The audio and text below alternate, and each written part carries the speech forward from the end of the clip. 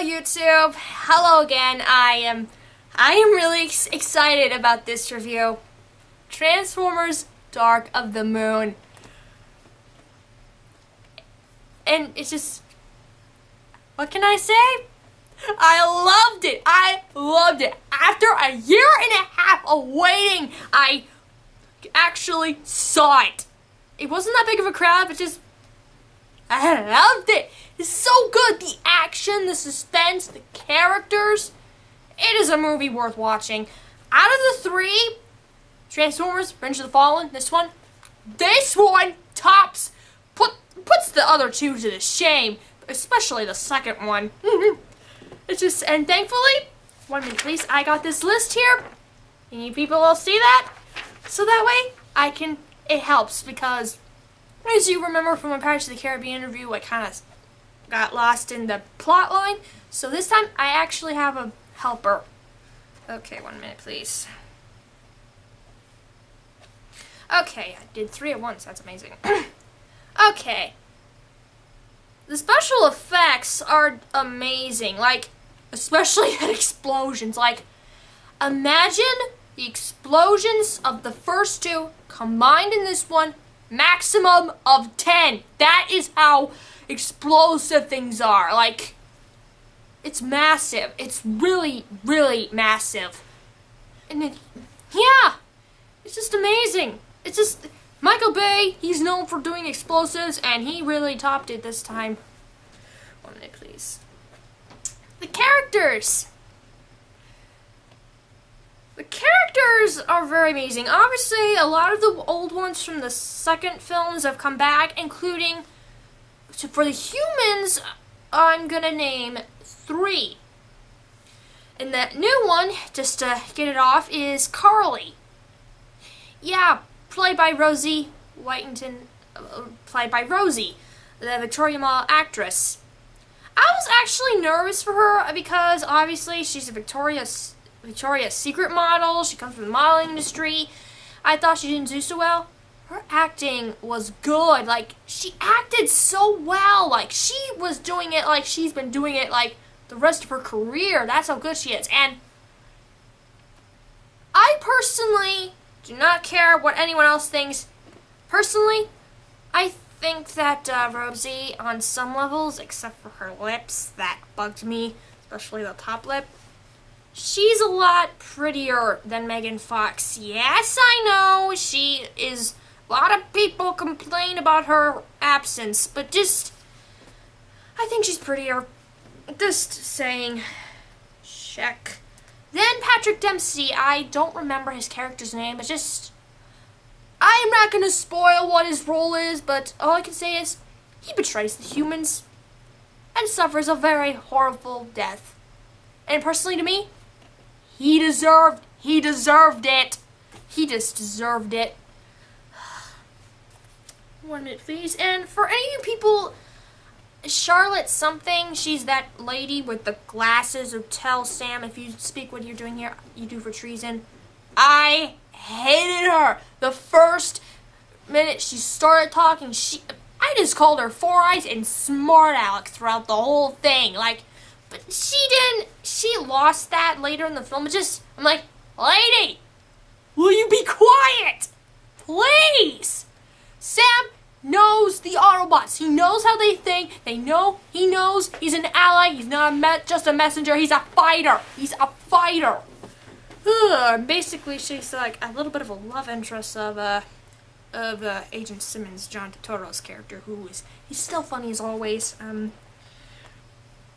Yeah, and the Autobots come back to Optimus, Bumblebee, Ratchet, and a lot of new ones. Mirage, Sideswipe, even the Wreckers get into this. Like, the Wreckers, and that's just awesome. Wheeljack, Brains, and Wheelie, who was originally Decepticon in the second, but deformed, switched sides. Still funny as ever. Tom Kenny, you did an awesome job on him once again. And just, out of all of them, I think if you guys have not seen the film, do not watch this video, what I say about Ironhide. he dies. Ironhide dies. I was so sad. By none other than the new somewhat Autobot, Sentinel Prime, who's voiced by the legendary guy who played Spock, Leonard Nimoy. I was like almost on the verge of tears when he died because I loved Ironhide, and just, this is what I said in my mind, like, dang you, Sentinel!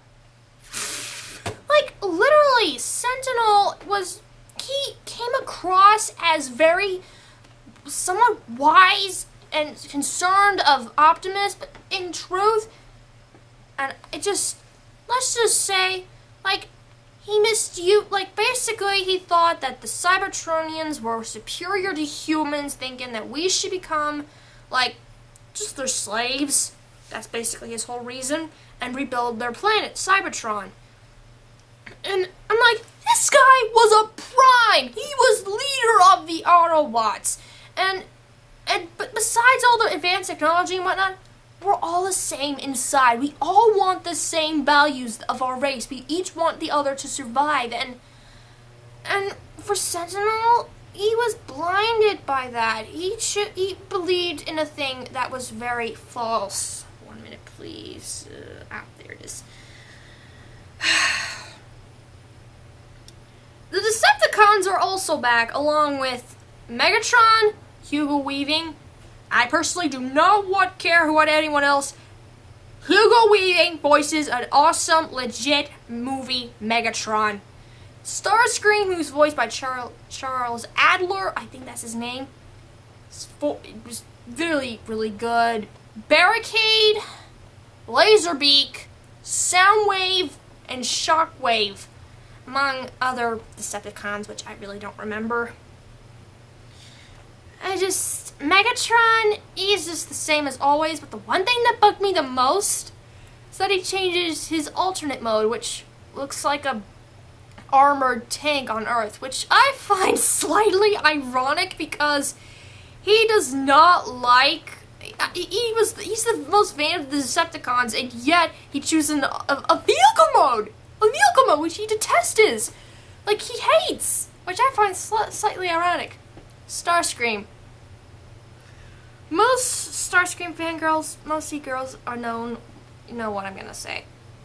What is the one personality trait, the one thing that makes him so well known, except for Armada, he was rewritten as Dinobot in that one, that makes him so well known?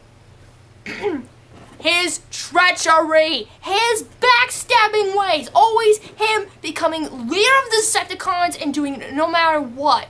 And this, oh my God, this is where I get so ticked. They made him so loyal in this one. In all three films, they don't show his treachery once. Not once. And basically, it's like they put Shattered Glass Starscream in this. It just, like, he's a loyal idiot. They made Starscream in the movies look like an idiot, like he can't depend on himself. He can't depend himself in the new show Transformers Prime. That is a definite proof that he can depend on himself. And just made him so loyal. In every scene he is with Megatron, he's always groveling and begging, telling him how awesome he is. I'm like, Starscream, betray him. Do what you do best. Make us fangirls happy. And if you don't want to watch this video, he dies. He dies every single version of Transformers except for one, and that's Transformers Cybertron. He dies. G1 animated, Armada, even Beast Wars, and he made, except for Beast Wars and Armada, it just, why? I think to me that was another thing that Bay was just loyal to, is that he made him die. I was like, I said this in theaters, like, I knew it, I just knew it. It's just,